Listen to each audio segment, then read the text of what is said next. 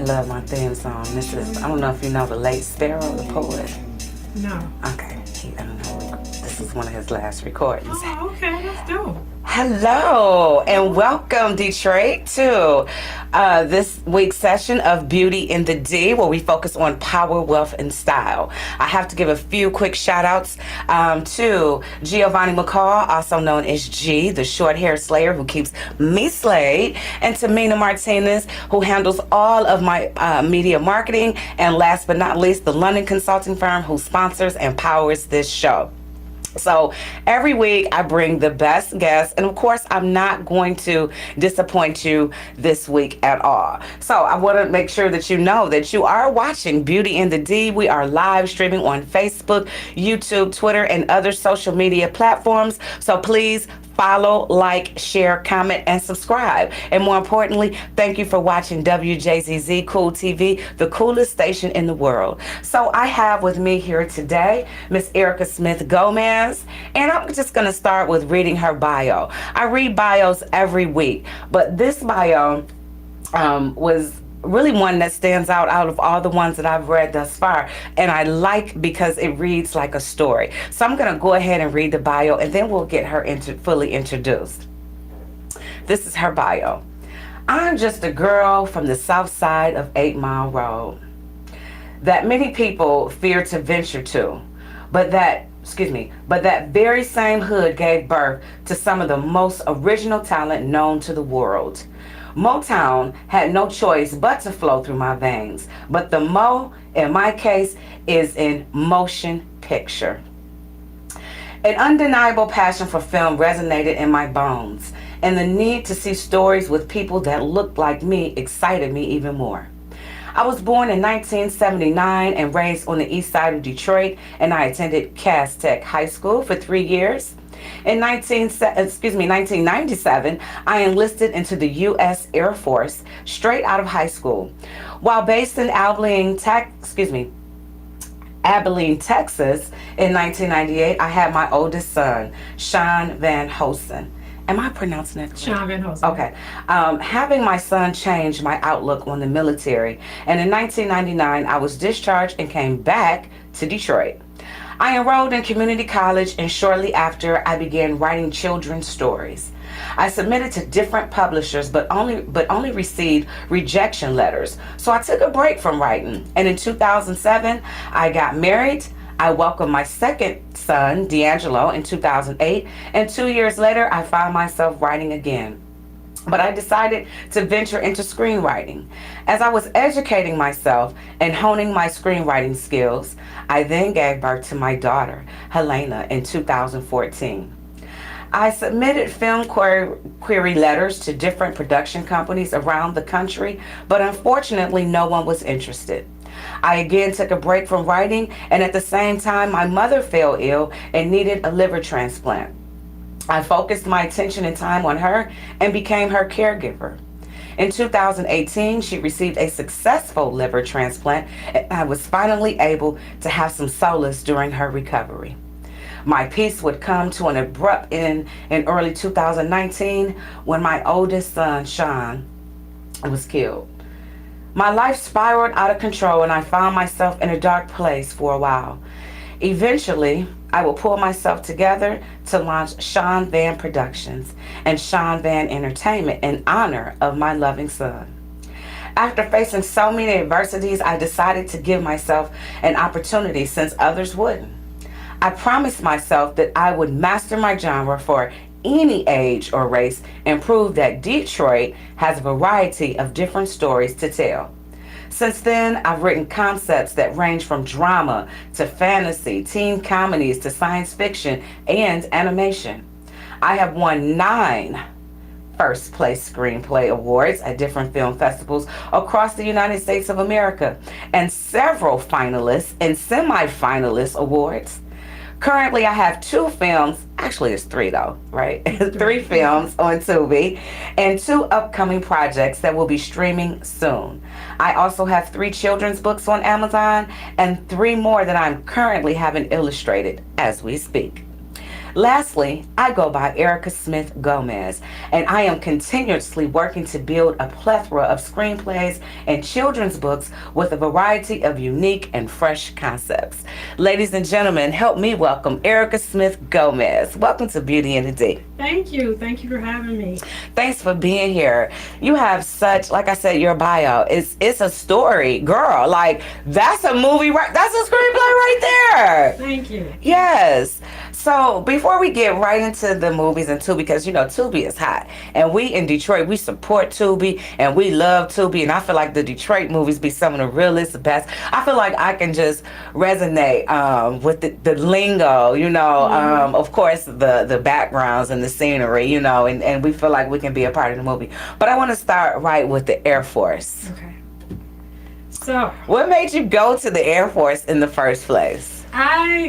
I guess I kind of was over school, so I was like, you know, I want to do something different. Instead of going to college, I'm like, I want to do something different. And so I went into the Air Force. They have the coolest uniforms, though. They do, and they are the think tank. So, you know, I was like, okay, they're the think tank. They're the last of the last to go to war. So, yeah, that was the best. Because when they come, they shutting it down. Yeah, I know. Yes. So, what hood you from? I'm from the east side of Detroit, so I started on Promenade off of Hayes and Auto Drive. Okay. And then my mom and my stepdad, they bought a house over off Meringue and Cashew on Dupre. Okay. And so I know that area very well. yeah, so that's my hood, like. That's real Detroit too. Yeah. And those houses over in that particular area, the architecture on those houses, I mean, it's just so different. Those are some nice brick homes over there. So you're a real Detroiter. I am. Yeah. Period. So, in the Air Force, how did it change? You coming from the East Side, Cass Tech too. I know. What was it like? I mean, just the training. Man, the training, like, when I got to basic training, it was something else. Like, it was a mind game. So at first I was losing that mind game, but then once I realized that it was a game, mind game, yeah. So I successfully completed that, and I went to tech school in Mississippi. Okay. And they based me in Abilene, Texas, and I started working with the flight crew. So I worked to make sure that they had all their training and they were qualified to fly. Wow, So that's a big job. It is, like, they threw me right in there with the officers. So okay, so that was an experience. Were you in ROTC or anything before No. that? No. So I'm just trying to see, you know. No, I went Okay. like with nothing. So my drill sergeant picked on me every day. Like, what do you call me? A big dummy. I was the big dummy of the flight. Yeah. It's funny now. Okay, but it was not funny. No. Because I can imagine you are young and cute and fresh from Detroit. You got your little Detroit swag, I'm sure. You packed it with you. And they are picking on you. Yeah, I got picked on. Okay. I was the dummy. Well, did you get leadership training? Like, what did you? Okay. Like, I learned a lot. And discipline. Yeah, a lot of discipline, paying attention to detail, integrity, a lot. Yeah, and respecting leadership. Yeah. Because integrity is important. It's very important. I live by that. If you don't have no integrity, you don't have nothing. Yeah. I need to be able to know that I can turn my back and trust you, know that you're still going to do the same thing if I was not have my back turned. Exactly. Yeah. Okay. So then you probably had the gift of writing for a long time. Yeah, I think it lay dormant inside of me. What brought it out? Because first of all, people were like, what? When I went to the military, I was pregnant. Didn't know. Like, I got pregnant. I know it's crazy. The night of, that had to be when it happened. That was your goodbye. That was my goodbye. And that was supposed to be my goodbye with my boyfriend. Like, that was it. You know, I was going and starting my new life. And yeah, so I was much pregnant. For goodbye. Yeah, exactly. So we're like, hello. Hello. So I had my son, and I realized, like, they wanted to, like, send me to Afghanistan. And, you know, so I'm like, I can't just leave my son with anybody. Because my mom wasn't there. She had my younger siblings, so it was nothing I could do. So I got out. And when I came back, I enrolled in college, what I said I didn't want to do. And I took a course, and she had us write children's stories, and I wrote mine, and she had us read. She was like, wait, but you wrote that? I'm like, yeah, I wrote. She was like, that is great. So from that point on, like, I always wrote poetry, but from that point on, I was gonna get to that. Yeah, I've always written poetry. I could tell because even I consider myself a poet as well. Even with your bio, it had like a poetic flow. Okay. Like just even with the first line. I'm just a girl from the south side of 8 Mile. That many people, you know what I mean? It has a flow to it. I mean, it just stuck out to me. It really did. I can tell you tell good stories. So you always had the ability to write poetry, but that was just like a hobby, something you just picked up and, you know, but when you had to do this assignment, that really honed in on, hey, I can write a story, not just a few lines. Okay. Exactly. So, you started writing and you felt like you had a talent and then people were rejecting you. Yes. How did that make you feel? I felt defeated because I wasn't really used to it because I never really put myself out there. So I kind of like shut down. I kept writing, but then I stopped submitting. I just stopped that altogether. And then I just kind of walked away from writing. But I knew, like, when I started writing the stories, I'm like, I want to write a movie.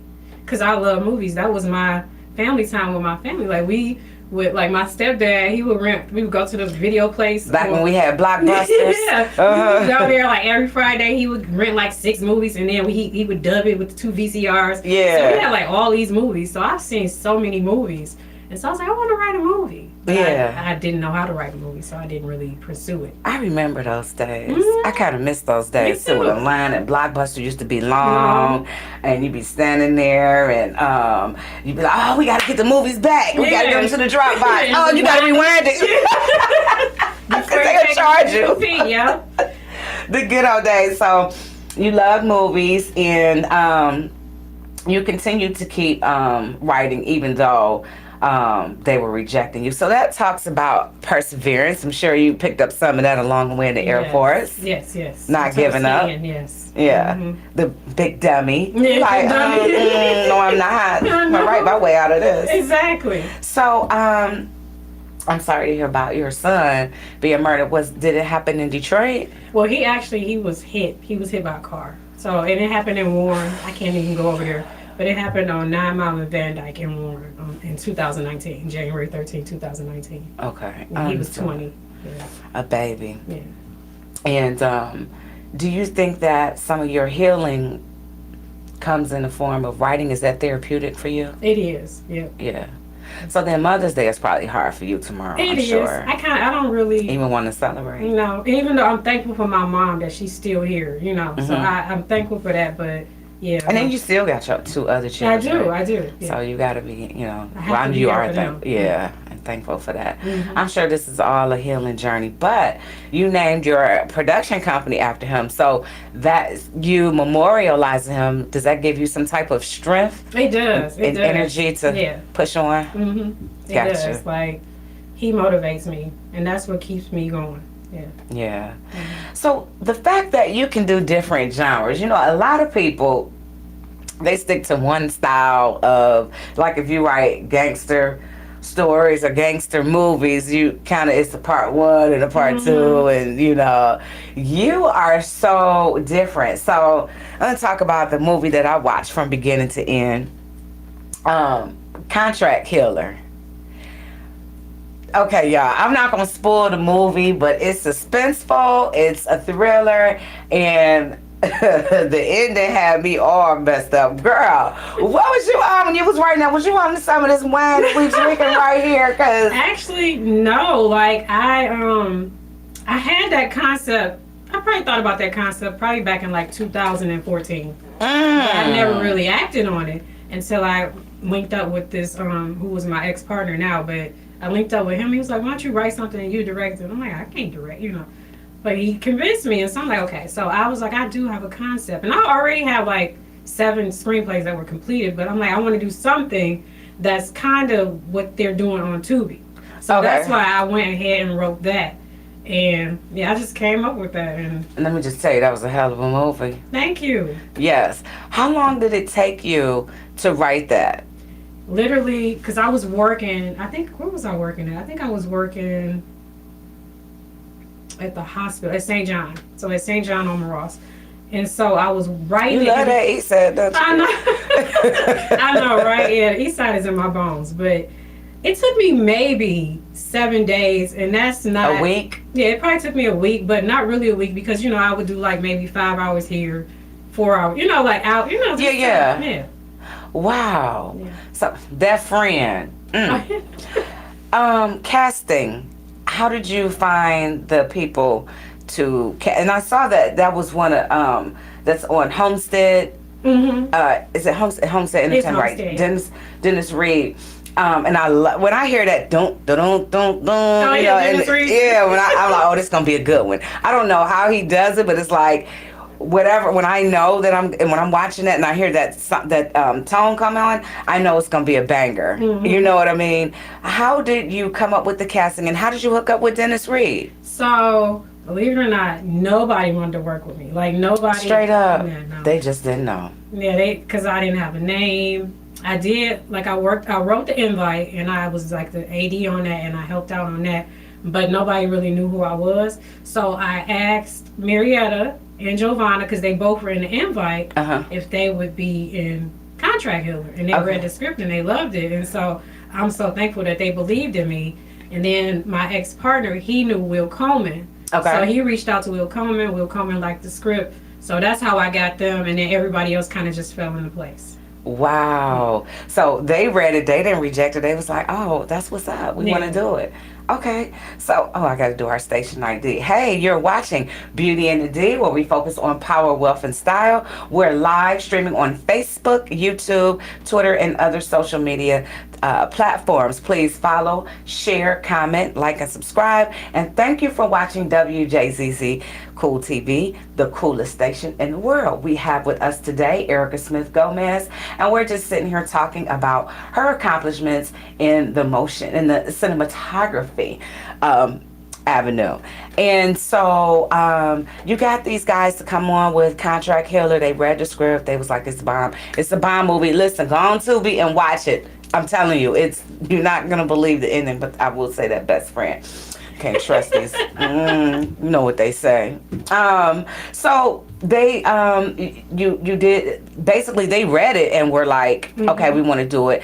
And then the casting of the other people, you said, it just kind of fell in place. Yes, I kind of got a few people to, reply and to audition. So that worked. So when you say reply, how did you? I reached out to, I had to email, like, he had a list of all these actors that had applied before, so I just went through, like, hey, I got this script that I'm about to start filming. I need a cast for certain parts. So a lot of people reached out to me from that. Okay. But me just posting, like, I'm having a casting call. Yeah, nobody really. Wow, so that's how that works in Detroit. That's how it worked for me. Okay. Yeah, that's how it worked for me. And then Will put me in touch with Dennis Reed, because he knew Dennis Reed. And I talked to Dennis, and then later down the line, he saw my trailer, and it went from there. Ah, awesome. Detroit, so I like how you put that down, the Mo, right? We were known for Motown, but now we really are getting known for motion pictures. We're really playing in that space. And how I know, I see people from different places, especially in Atlanta, commenting on our Detroit movies. Like, other people like them, like, to us, we probably feel like, because we can resonate with it, especially like I was saying before, like the language, lingo. We have our own kind of style in the way we talk to one another, like, just certain things that we say from Detroit that we know, like, first of all, what up, dog? I'm out here, like, we know our, other people are like, I'm out here. Okay, yes, I'm out here too. No, I'm out here, like, I'm getting it. Yeah, we all have our own. Yeah, but we got something special here. So I'm proud of you and all of the Detroiters out here that's just putting us on the map with these movies. So how long did it take to film Contract Healer? So the DP, which was my partner, he had a full-time job. I quit my job to pursue this. I know. Okay, hold on. Easy. Let's toast to that, because I am a serial entrepreneur myself. Yeah. And that takes a lot it's still a lot. To not have a job. Yeah. So that means I don't know about you, but I start every day with a blank sheet of paper. And it's the goal to have it filled up by the end of the day. To the point where I have run off into the next day.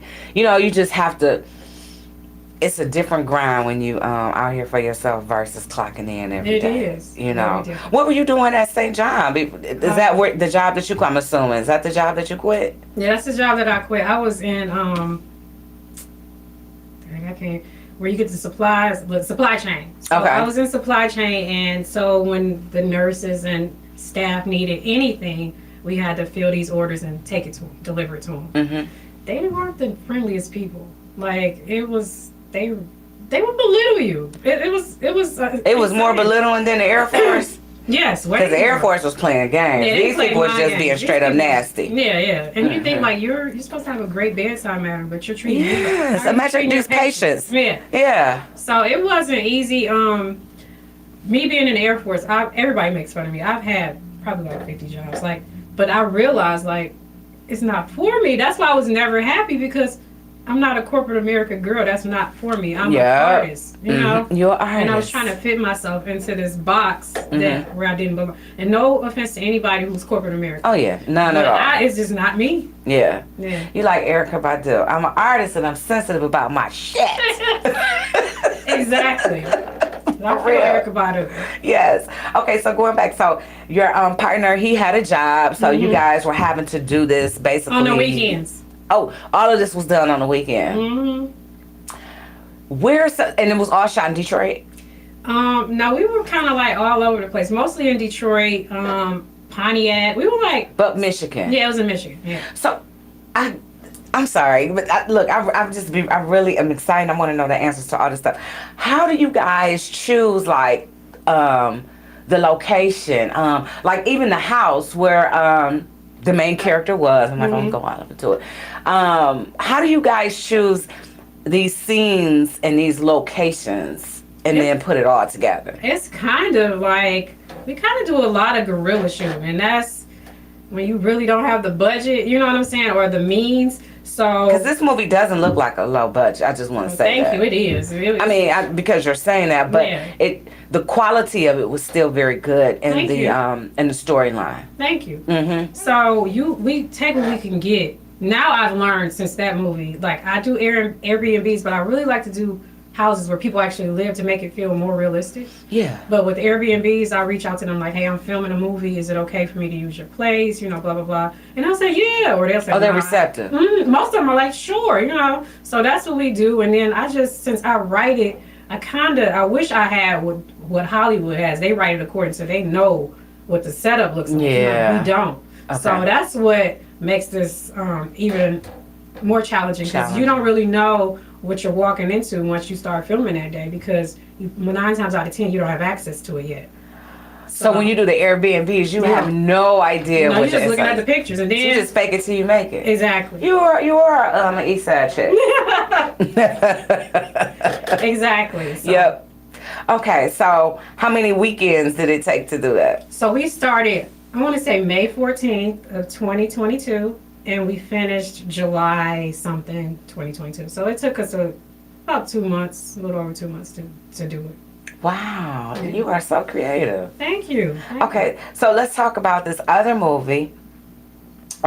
It's Survivor of a Ghostwriter. I know everybody says it's survival as a ghost. Oh, I'm sorry, Survival as a everybody Ghostwriter. says, Okay. maybe I should have made it survival of a ghost. Everybody thinks it's survival of a ghostwriter. So I like that too. Now that is like 360 from Contract Killer. Okay, this one is like a teen movie, and it's a lot of rap battle back and forth, a lot of rivalry battle back and forth. Who wrote them rhymes? Oh, and it has a little bit of a love story in there as well. That was cute. I'm a John Hughes fan, so Okay. yeah. So I didn't write those. The original scripts that were winning, I wrote. Okay. I wrote like cipher type raps. I had to actually get 2 battle rappers. They actually got the gritty stuff in there. Michigan and Devious. Those 2 battle rappers wrote the battle raps. They did. Okay, they wrote girl. The one guy had me wanting to fight. Dan, you talking about the Yes. Yeah. Yes. I was like, okay. He was something else. He was. Yeah. Okay, so you got some other artists. And what pieces did you write in there? Well, I did like most of my raps were, they just didn't go. So Okay. the only thing that I kind of wrote was the love poem. Like I wrote the love. Okay. Sam, which was the main character, he played Javon. Mm-hmm. He's a dope artist. He wrote that. He tweaked what I wrote and he added on to it. Okay. And then the guy that played Trent Paris, he wrote like the final rap, most of that final rap at the end when they came in and tagged me. Yeah. So they both kind Okay. of did that, but overall, Michigan and Devious wrote basically everything. That's what's up. Mm-hmm. And I don't know who did the outro song, That but that was hot. The That first was one? banging on the That way was out. a The gangsta. outro. Yes. that's Michigan. Oh yeah, Mhm. he is. You dope, Michigan. Okay. He's from Pontiac. Okay. Yes. I was like, oh, I can see. I meant to put it on my Shazam so I could put it in my dope. My playlist. mama even liked that song. Yeah, it's dope. Yeah, it is. Like, for real. Okay, so, you're all, like I said in the beginning, you're all over the place. A lot of people do one or the other, and you're able to do it all. That says a lot. When is your birthday? February 12th. I'm an Aquarius. Oh, okay, you was almost a Pisces. You must be a Pisces. I am. Okay. But yeah, very, very, very creative. So the books that you have right now on, before we even get to the books, talk to our audience and tell them how they can find you on your social media and what's popping on on Tubi right now. Okay, so you can find me on Instagram, Sean, so SEAN, Van, VAN, _productions at Instagram, and Sean Van _ entertainment at Instagram. Then you can find me on Facebook, Erica Smith. I think it's Erica S. Smith on Facebook. I have The Invite, that was the first movie, The Invite, Contract Healer, and Survival was a Ghostwriter. Those are all on Tubi right now. I also have a short, it's a dark comedy called Black Don't Crack. That's on Discovered TV right now. Discovery TV? Yeah, Discovered TV. Discovered TV. So it's the app that Microsoft and BET own. I never Me even heard of neither. it till today. A friend told me about it, and so I just threw my short film on there. Yeah. So that's on there. And then I have a record in time that I'm filming right now. Hopefully we'll be wrapped June 13th, and y'all should be able to see that probably in the summer. It's a TV series, the first 3 episodes. A TV series? Yeah, it's sci-fi fantasy. It's about a record player that takes you back in time. It's time travel. So it's like Back to the Future meets Butterfly Effect. Oh, wow. Yeah. I can't wait. Are you going to have a red carpet? And I everything? am, and I'm going to invite you. Please do, because yeah. I will be there. Thank you, thank you. And my books, is that what you Yeah, okay, so let's get to the book. So, the books, what are the titles of the books and how can people purchase them? Okay, so they're on Amazon. They're available in Kindle and paperback. And 2 of them are based off of my son that passed away. So one is called Only Boys Can Play With My Toys because he was a little chauvinist. He's just, I don't know, he thought boys were better than girls. Okay, So a lot of them do. Yeah, Only Boys Can Play With My Toys. And then Life is a Taco, but Eternity is a Feast. And that's about my son transitioning and my stepdad, because my stepdad died 3 years ago. And he came to me in a dream right after he died, my stepdad. And he, I was telling him and I was sorry, that he was gone. And he was like, it's okay. And I thought about it. I knew my son was gone. And I was like, did you see Sean? This is real quick. And he was like, he peeped in. I was like, is he okay? He was like, Sean's life was a taco, but where he's at, he's feasting now. So I'm like, what? I didn't understand it. So I looked to my sister because she was in a dream. She was like, Sean's life was short. It was small like a taco, but where he's at, he's feasting party. now. Oh. Yeah, and I was like, oh. And so I looked at my stepdad. I was like, thank you. And he was like, he smiled and he was gone. And I woke up, sat straight up, and I was crying. And I wrote that book like real quick. Wow. Yeah, so it's for families and more so young kids who lose a sibling or a parent to help them with grieving. So. Kids need that. I never even thought about that. Grieving for children is so much different than because us as adults. My daughter was small, so I think she was like 3 or something when my son passed away. I can't remember. He was like 16 years older than her because she's only 10 now. But what age I know, yeah. But look at God, how he yeah. So you still, you know what I mean? Mm-hmm. I'm sure that the baby, your daughter, gave you that strength. I know it was hard. Yeah. I can't say I know because I haven't been there, but I am a mom, and I just know I would be devastated. And I only have one. Yeah. You And know. that's what because I had to go to therapy. That's what my therapist told me. Uh-huh. A lot of her people who only have one child, that was their identity. So once they lose that one, it's really hard for them. Being that I had two other children, I didn't lose my identity because I'm still their mom. Right. Yeah. So. Yeah, and they still needed you. Mm-hmm. And still need you. That's why I'm still here, because of them. Yeah. Otherwise, I don't know where I would have ended up. But the two books are about him, and then the other one is part of a series, and it's called Sleepy Town. I think that one is Amusement World, and that's it's based on my two younger kids. How I used to have this little ritual to get them to go to sleep. Like I used to have to build a fort and all this stuff for them to go to sleep. Aww. So, yeah. So, what do they feel about mommy as an artist? Do you see any of them following in your footsteps, or maybe even acting in any of the movies? Actually, my daughter was in Contract Killer. She was the main star when she was little, when she was painting. That was my daughter. That was my daughter. I had no idea. Yeah, and then my son was in so I was a ghostwriter. He was Gamer. He was one of the battle rappers. Okay. Yeah, that was my son. Okay. Yeah. So they do, and he does a lot of editing. He makes a lot of videos. They both do, actually. My daughter wants to you're going to turn this into a family business. Yeah. A legacy. This is our brand. Yeah. Your brand, your legacy named after your oldest son. Yeah. Oh my God. You better shout that out. I know. I hope you're inspiring somebody right now. I hope so. It's not easy, but don't give up. Whatever it is you want to do, don't give up. Yeah, because they kept telling you no, and look at you. So how are you promoting your books? So, just like on social media, like I don't really have the budget right now, but I say eventually I'm going to have a budget where I can promote everything that I want to promote. But right now I'm a starving artist. Absolutely. Yeah. No, I get it. Yeah. So I had, I don't know if you've heard of her before, but Tiana Meyer, she was on here last week. She's an author. Okay.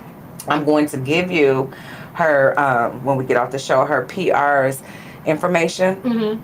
And that person is what helped her, because apparently, obviously, marketing books is a little difficult. So she has a PR person that she worked with, and not only did she help her promote the book, but it got her on different platforms to talk about the book. Yeah. And I think, with your subject topic, especially with children who are who've dealt with the loss of a loved one or just grieving, I think that's a you need to be on a platform with that, period.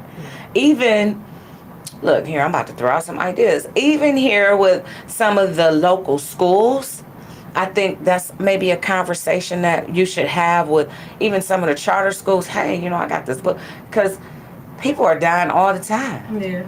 Losing parents, and in our society, peers. I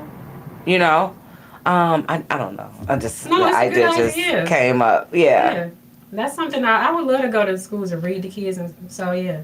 And talk to them about that book. That's what I want to teach. Actually, I went to school to be a K through 12 teacher, but did you know? I realized I don't want to do that. But I do want to teach children. Hats off to those who do. I do. That's what I want to do. Yeah. I'm glad you brought that up.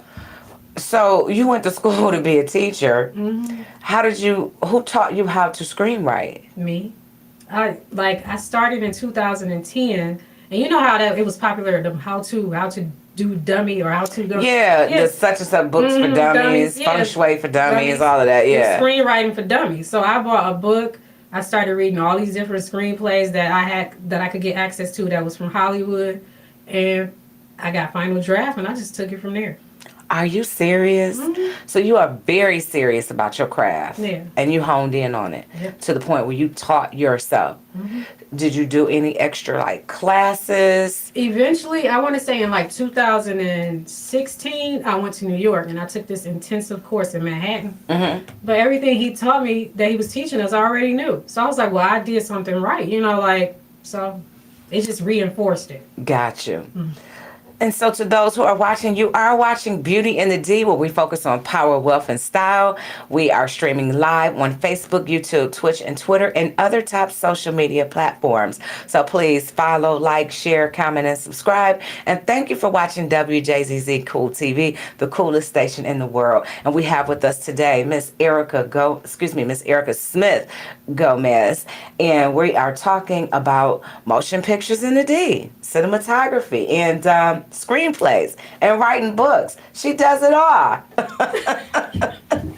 Do you see yourself acting in any of your movies? So I was in Survival as a ghostwriter. I was Miss Hill. I was the teacher that supposedly was sleeping with the students. Yeah, they was like, yeah, she wear a move something dress. And I was like, that had to be somebody older who wrote that piece right there. A move something dress. Yeah. No, she not. Yeah, but no, I kind of could see myself being like Alfred Hitchcock, how he did a cameo and all this stuff. Mm-hmm. But no, I commend actors and actresses who really have that gift and that range. I can't do it. I don't think I was blessed with that. Because that's a lot too, to write it and then direct it and then be in it too. It's too much. And then tell other people where to stand and how to. Okay. Yeah, that's a lot. It is. I don't really. That's not really my passion. Not being an actress. Okay, but your kids like it. They love it. There it is. They love it. There it is. Okay, so you taught yourself this craft. What about the books?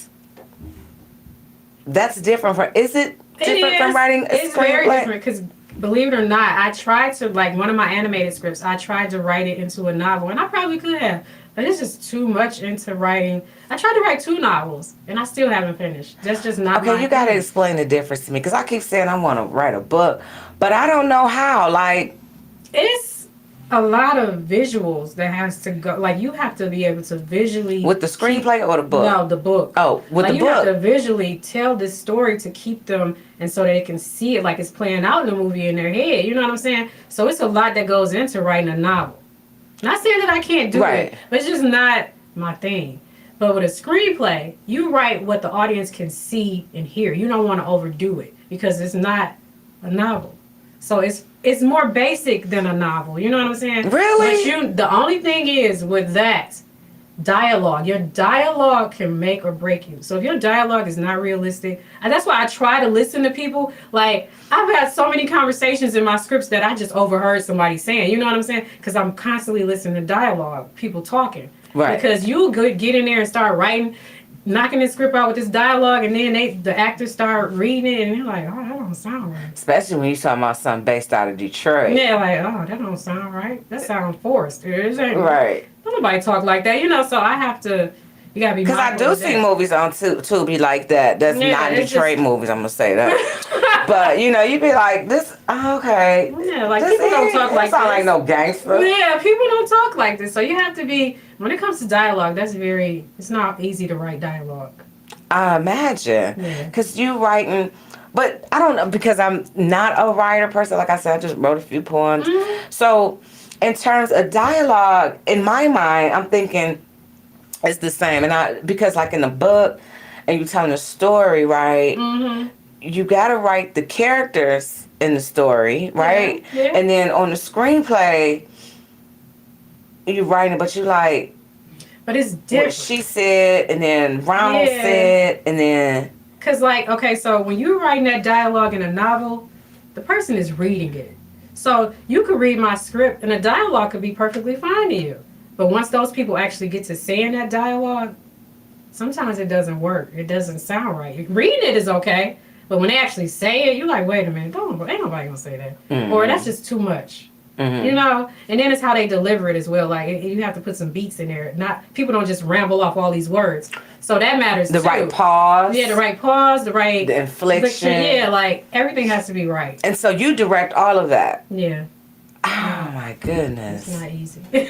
Girl, so you got like 1,000 people up in here. Yeah, like, I was laughing because I was watching something and the lady was a writer and she was writing and the characters was like standing in front of her. Even in American Fiction, how he was writing. Have you seen that? Mm-mm. Great movie.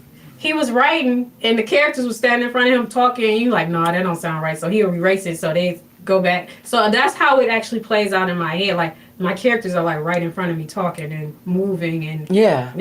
And then, okay, so I'm going to go even deeper. So the characters are in your head. And you did the casting. Who decides what they're going to wear? So. Like the outfits and stuff. Because, Girl Sharp, even best friend too. Well, when you have a limited budget, you kind of like give them kind of free range. You tell them, they know, they kind of they understand their character. And you approve it. But on my series that I'm working on now, Record in Time, like I dressed most of them in Survivor Was a Ghostwriter. I dressed them. Like Okay. I went and bought their wardrobe and everything. But Because it was given 90s. yeah, like I was trying to make them have different colors, and my creative director Dom helped me with that. But with A Record in Time, we have Roger, who specializes in fashion, and she knows the script in and out. She knows the characters, so she visualizes what they wear. So we flash back to like the 50s, the 90s, the 80s, the 70s. Oh, because you're going through time. Yeah, we're going through time, so we have to recreate these eras to be authentic. So we provide the wardrobe for them because we want them to have a certain look to make it more authentic. But as far as the current day, they bring in their wardrobe, but we have to approve it and say, hey, okay, this is what we're looking for. But she does all of that. She has the eye for that. Okay. Yeah, so it's usually somebody that does wardrobe. That you have, okay. And they obviously read the script and they get up. She knows the script in and out. She knows the characters. So she knows exactly what my vision is. Right. So she's like right there with you. Only she didn't write it. But yeah, as far as the creativeness. Yeah. That's not the only thing she does. Like, it's only 3 of us on my team. And we have so many hats that we wear. I bet. Yeah. So, how we get to a series? So, I wrote this back in 2000, I want to say 17 for NBC Universal. So, I was trying to win a contest. Didn't win it. What was the NBC Universal? It was like they wanted you to write an episode of a TV series on their list. So, I wrote an episode for Black Mirror. I don't know if you watch Black Mirror. But on Black Mirror, nothing goes right on there. Like, I love that series. Like, it never ends right. What does it come on? I've never heard of Black Mirror. I want to say it's on Netflix. I can't remember where Black Mirror is, but I've seen it. And so you saw this contest idea. Yeah, I saw this contest, and I chose Black Mirror because I was familiar with Black Mirror. So I wrote an episode, A Record in Time, for Black Mirror. So that's why it's like it goes wrong all the time. Like, yeah, so I sat on that for years, and then I thought about, like, I want to turn it into a series. Yeah. And so I turned it into a series. I wrote 8 episodes, and I want to do a season 2. Like, I've already started thinking about season 2. Forward thinking. So thank you, Black Mirror, for rejecting Erica, okay? Because it's the birth of Record in Time, which now we have a whole series. Yeah. And so it's a whole series about traveling back in time. I'm intrigued. I'm into it already. Yeah, it's about I have to say, it's about repressed memories that people don't even know they have. So, you know how music you can listen to and it'll take you back? Yeah. So this record player is designed that way. So it only works for people who have repressed memories, though. So the woman who first winds up with it, she has no clue because she bought a Detroit house. She fixing it up, and it was just so happened to be there. And she turned it on, and it opened up for her, and it took her back to when she was like 7 years old. And she found some things out that she didn't even know. All this time she had been hating her mom, and she realized what really happened back then. Oh, girl, this sounds deep. Yeah, so it just, once you go back and change it, the record player's gone. So it goes to different people. So, yeah. Oh, I love it. I hope I'm not giving too much away. But no, you gave enough to make me intrigued, to make me say, I'm going to be wild. And we're going to be able to catch it on Discovery. No, that's going to be on Tubi. I'm sorry, on Tubi. A series on Tubi. Yeah, series on Tubi. So did you use Homestead again or someone else? No, I actually used Man Robinson. Okay. Are you familiar with Man? He's from Detroit. He's in Atlanta right now. Okay. He moved to Atlanta, his studio and all of that. So he's been really supportive and helping me out. That's so awesome. I'm going through Man Robinson for a record in time. Yeah. So, but are all the scenes shot in Detroit or some in Atlanta? No, everything is shot here in Michigan. I want to say we're all over, just like with Contract Hill. Okay. I was a ghost. Let me stop saying Detroit. Michigan. Yeah, it's all over Michigan. Okay. Mm-hmm. That's what's up. Yeah. Mm-hmm. Because it's my place. Yes, it is. So let's talk about financing and how are actors paid? How are you paid? How is so with that lighting and the directors, and I'm sure it's a lot that goes into all of this. It is. So with Contract Healer, we pieced together, me and my partner, we pieced together money. I've already been up front, like I'm still paying people. And then I had to pay a lot of people on the back end. So that's what that looked like. And he's a cinematographer. He was a cinematographer, the editor. He wore a lot of hats. So that saved us. And then I'm the director, the writer, as well as the producer. So technically, I didn't really get paid. It was my sweat equity. So I was a ghostwriter. We had investors who believed in us, and they came up and put money up for it. So we had to pay. Still, he did what he do. I did what I do, and we paid our actors up front, and that's how that worked. And the crew, they're going to get paid. You know, we had to do contracts. Yeah. Record in Time is similar because my investors still believe in me. They put into that. I have a different DP now, so I have to pay all of my crew and my cast up front. So that's how that's working. Yeah. Okay. So, yeah, that's basically. But you're making it do what it do, and starving artist. Yeah. Just for now, it won't be for long. Yeah, I'm praying it won't be for long. Because I wrote a Contract Healer. It's actually Contract Healer Breach of Trust. So that's the sequel that I'm yeah, so, yeah. Breach of Trust. Breach of Trust. Okay. Yeah. I love it. Thank you. Erica, you're so strong. You're so creative. Oh my goodness. So if people want to, like how you have investors that believe in you, and so they're help funding, what if there are actors or actresses that want to work with you? How can they contact you? They could actually, they could reach out to me on Instagram. I'll give them my email address and they can submit like their bios, their headshots. And what I do is I compile like this folder with all of the aspiring actors and actresses, and we'll reach out to them. Like when we have parts come up or things like that. So I always have an open door for anybody that's aspiring to be actor or actress. Now, how do you actually get the movie on Tubi?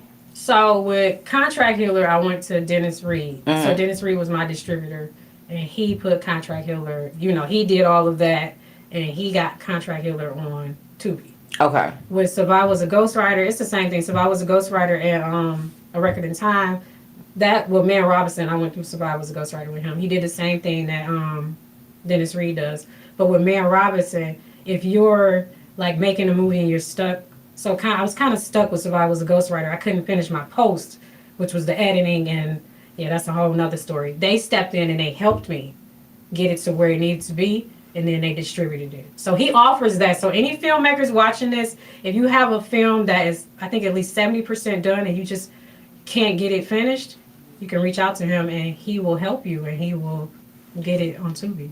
Wow. Or whatever. He has like so many platforms that he can go through. So like the CW, I think Netflix. It's a ton of platforms he has, not just Tubi. So, and then the Discovery that you said is owned by BET and who else? Microsoft. Yeah, so a friend told me about it. It's called Discover TV. It's kind of like YouTube, but not really. You can put like all kinds of stuff on there and it's monetized, and you know, so it's kind of like YouTube. Okay. Yeah, so that's why I chose to put my short film, because it's kind of hard to put short films on platforms. So I just figured I'd put it on there. Okay. And yeah. Anyway, this time go by so fast. I know, isn't it? Yes, we got like 2 minutes left. Really, one. To anybody who is an aspiring screenwriter or film writer, what advice do you have to them? Oh my God, I can't believe it went by this fast. I know, and I'm sorry, I probably talk too much. No, I ask a lot of questions, but okay. Hone your craft. Read a lot of scripts. Get feedback. Don't give up. Have tough skin, because people will tell you. They told me my characters suck, my dialogue sucked, my location sucked. Like, they told me my plot sucked, but I kept going. That just gave me tougher skin to keep writing and get better. Because I did suck in the beginning. I had to keep going. You know what I'm saying? So no, don't give up. To any authors, what tips do you have to any authors? Because do you think that the overall goal for some authors, overall authors is to have a movie? I think it may be like turning your book into a script. I think so. Because even with my little children's books, I want to have like little animated series with children. Yeah, so I think so. And I guess if you have a great story, you can turn that into a script. Okay. That's basically what they do in Hollywood. Do you think somebody should write every day to get their craft, or like what do you suggest that somebody writes or tap into to help them get on that? So what I do is I have several scripts. I rotate. So I can I never have writer's block, but I get to a point I'm like, what I want to do? I go to the next script. And I just keep rotating. So yes, write every day. Think your concept out completely. Think about your characters. Think about all of that, but write every day to exercise and to get your, that's why I can write a script in 24 hours. So Girl, Yeah, like- with people talking and everything. Yeah, like I block my kids out. Like they already know. Oh, she writing. Just get away from me. Okay. But yeah, do it okay. every day, every single. Well, I day. can't wait to see what's next. Can you please tell our audience in Detroit what's next for Erica Smith Gomez? So currently, Record in Time, the sequel to Contract Healer, but I have so many other scripts that I've written and that I plan on And then you're doing. filming something right now. Yeah, Record in Time. That's what Oh, I'm filming that's- now. okay. But I'm supposed to be filming in June as well, so we'll see. Okay. Yeah. And one last time, please give your contact information out so that people can contact you and reach you. Okay, you can reach me at Sean SEAN Van VAN _ Productions on Instagram. You can also reach me at Sean Van _ Entertainment on Instagram, and then my Facebook is Erica S. Smith. Thank you so much for being here, Erica. I appreciate you and your time and stopping by. Please let me know about the red carpet because I'm showing up and I'm showing out. And to Detroit, thank you so much for tuning in and watching another great, powerful episode of Beauty and the D, where we focus on power, wealth, and style every Saturday on the coolest station in the world, Wjzz Cool TV, from 1 to 2. Thank you, and we love you, Detroit. Thank you. Yes. Thank you. Thank you for having me. Yes, thank you for coming on. Oh my goodness. I just